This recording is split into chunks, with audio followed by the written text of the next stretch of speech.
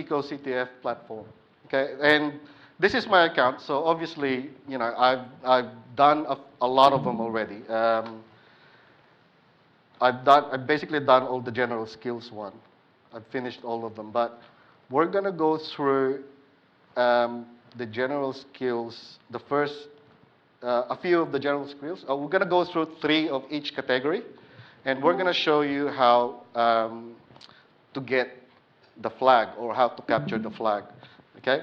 So the first one is obedient cat, and in CTF, you have to pay attention to the details, especially the titles and the description and the hints of the actual exercise.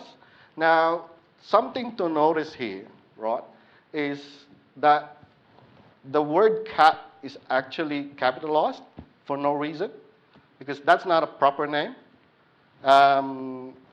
So obedient would be capitalized because it's the first letter of the word, of the actual phrase. So that by itself should tell you something. So if we download the file, and that will be in my downloads directory.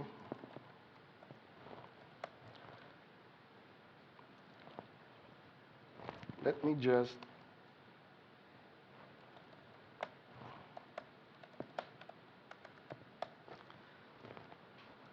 the first thing you will do, if you downloaded something that you don't know what type of file it is because there's no extension, is to actually invoke file. That file command will actually tell you what type of file is on the argument. Okay? And here it's saying it's an ASCII text, so basically just a text file. Okay? And because it's a text file, all you could do really is to use the cat command to show you what the content of that file is. And this is a very common format of a flag. In this instance, it's prefaced by Pico CTF, and that there is the actual flag. And what you'll do is you'll copy that and then submit it here, and then you'll get your points. Okay? As easy as that, that's how you capture a flag. And that by itself, that's one of the easiest there. So it will take you no time to actually do, but that's the objective of the game. And normally, what's going to happen, and we're going to do it in one of our workshops. We're going to do an actual capture the flag competition just by the club, and we'll group you guys into 4s, and then the winner of the night will get a prize, and we'll make sure that the prize is something significant that it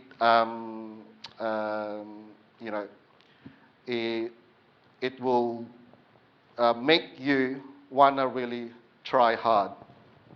Okay? So the next one after that, we'll do static ain't always noise. Okay? So you have to download a couple of files on this one. You have to download this static file.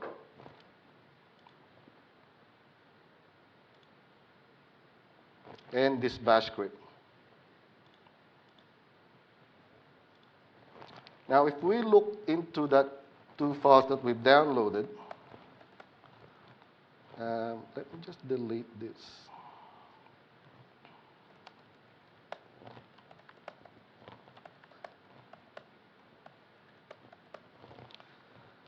So the static file, if you look into that one, it's an executable. That ELF means it's an executable file. Okay, so it's most probably, it's actually said there. Most probably it's written in C, and that's the compiled version. So, other than short of putting it on a reverse engineering software like Githra, it will be hard to actually grab it. But let's look at the other file that we've downloaded. So it's a shell script. A shell script is like a group of commands in your terminal that you've written to do basically a whole bunch of functions. So you can look at that by catting it. and try to, let me just try open this code. No, I don't have it here.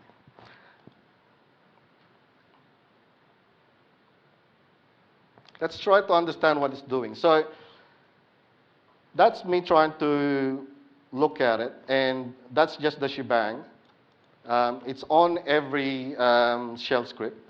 So this is the first command. So it's just going to try and print this on your terminal. And then it's going to do an object dump. Right? So an object dump, that tool will actually, based on the argument, that's capital D, that will disassemble the actual binary, the actual executable, okay? And the tag J will put it to a text file, right? So the binary will be saved into this file, and you just got to remember that it's asking for an argument, an arg1.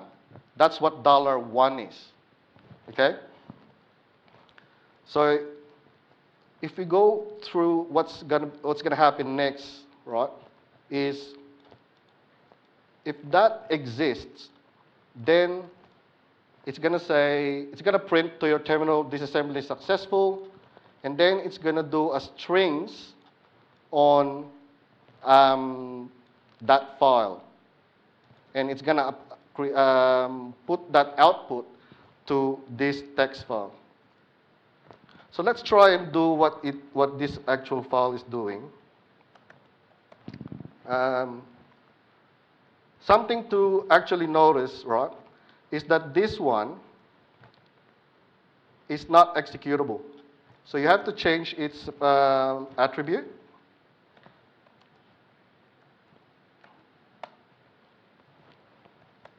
Now if you look at it, that X is there now. That means you can execute it, okay? That's all I did there. So what we're going to do is we're going to try and execute that and put in the argument, which is the binary or the executable file that we also downloaded. Now look at the output. It's the same output that we've read from the script. First it will print that attempting disassembly, and then that tells you that it has been disassembled, and it should have outputted a couple of files, okay? So if you look at this, there's two files. Now you can look at both these files.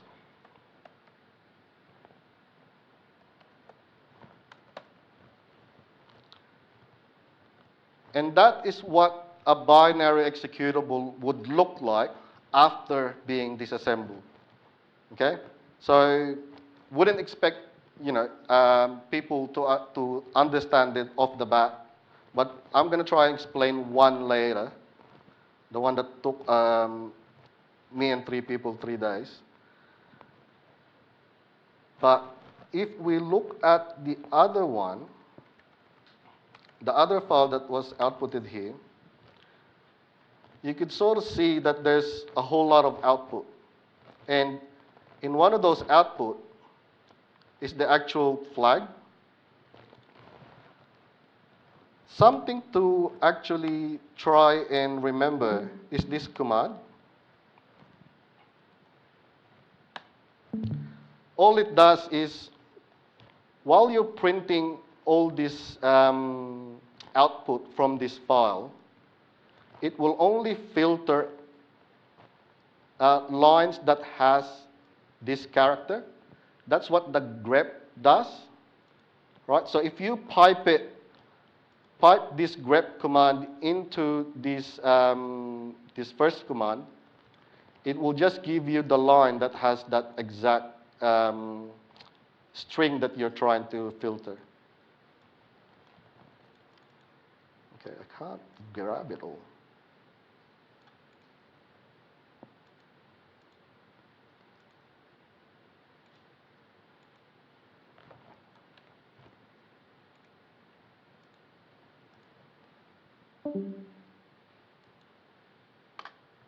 Right.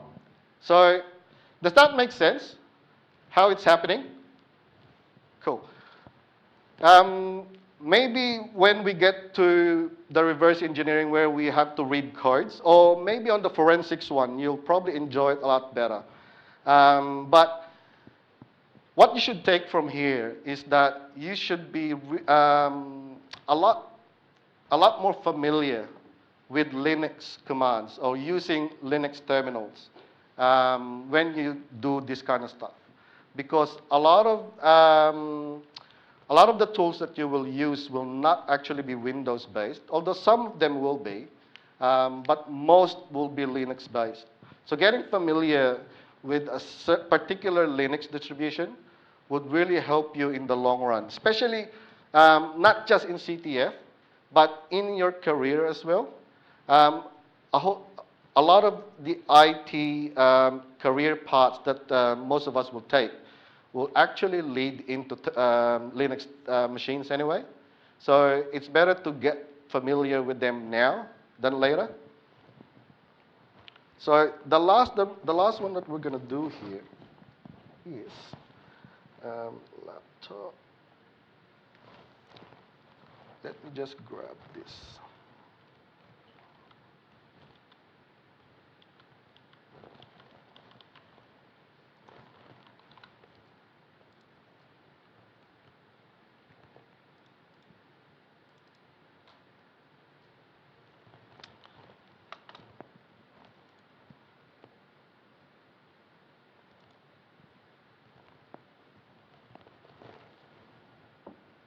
Okay, so this is the last one that we're going to do on the general one. And once you get a feel for how things are being done, right, you can definitely jump into the platform, try as many exercises as you can, and see if you can actually solve it. See if you can grab the flag. At the very least, if you guys are having problem with something, you can ask us on Discord. Maybe we can help. Or a quick Google will actually give you a few write-ups on these exercises. So let's just download this one.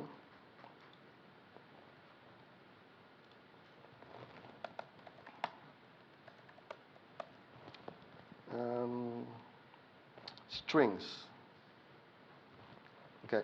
So again, for this one, what the dead giveaway for this actual exercise is the actual name, strings.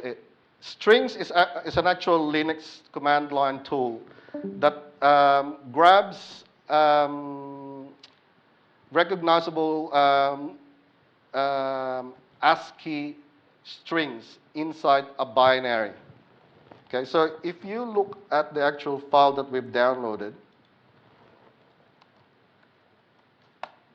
you can see that it's a binary. Well, it's an executable binary, a compiled executable. So you won't really see much from it. One tool to use is actually strings. And what that will do is it will print everything that it could recognize that is more than 4 bytes long. Okay? And it will print that on your terminal. Now, this is where I was referring to before, where sometimes the output will be this long. If you look at this, it's that long. And you can't sort through all of that other than filtering. Okay? Because even if you use less, you'll be paging through all those pages forever before you actually find what you need. So using a filter, knowing how to filter for output would be really, really helpful